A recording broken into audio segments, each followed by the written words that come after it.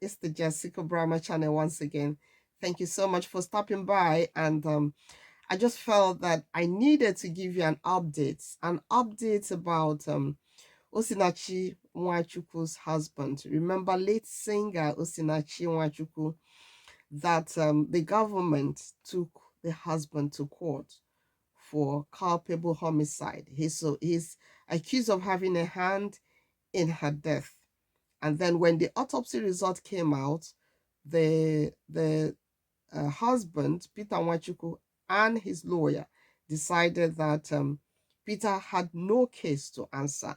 So they made a no case submission that would have seen him walk free on October 17. But when the court sat on that day, the judge dismissed the no case submission filed by Peter Nwachukwu, and he said, listen, man, not too fast. You have a case to answer. The whole world knows that Peter Nwachukwu has a case to answer. Well, as the story goes, it was the Office of the Attorney General of the Federal Republic of Nigeria that dragged Nwachukwu to court, and there was a 23-count charge bordering on domestic violence and culpable homicide.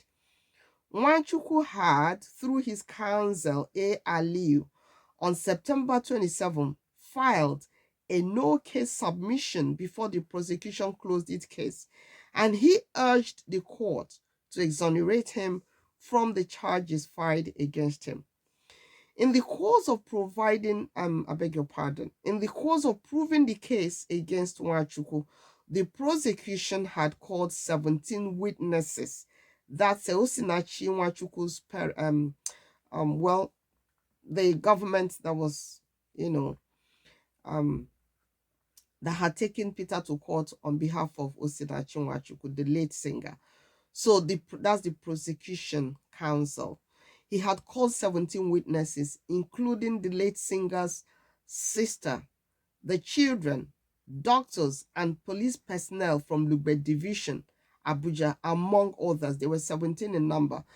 And while arguing his client's case of no case submission, Aliyu, Peter Nwachukwu's lawyer, had urged the court to discount the evidence of all these prosecution witnesses. He said they should discount the evidence of the 17 witnesses and argue that the evidence of the medical doctor that the prosecution brought, that his own evidence had exonerated Nwachukwu of culpable homicide. And he said that the deceased children, as in Peter Nwachukwu's and Osinachi Nwachukwu's children, that they were tutored to testify against their father before the court. The defense counsel added that the defendant's in-laws tried hard before the court to frame him. Well, ruling on the no case submission, Justice Iheme held that Nwachukwu had a case to answer in the trial.